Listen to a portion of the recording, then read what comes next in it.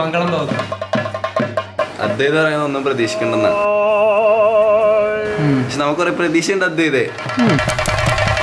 അഭിപ്രായം എനിക്ക് വലിയ താല്പര്യമൊന്നുമില്ല. പിന്നെ എല്ലാവർക്കും എന്നെ വേണമെന്നുള്ളതുകൊണ്ട് ഞാൻ ഇങ്ങനെ കൂടെ പോകുന്നേ ഉള്ളൂ.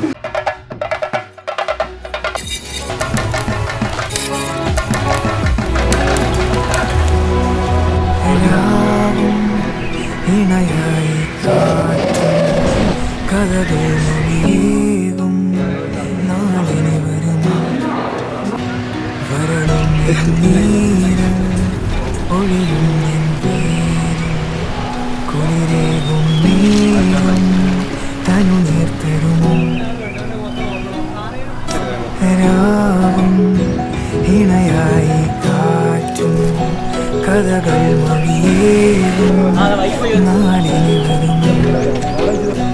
വരണം നീരിൽ പൊഴിയും നിൻ വേര് കുളിരേകും മേഘം തനു നേർത്തരുമോ.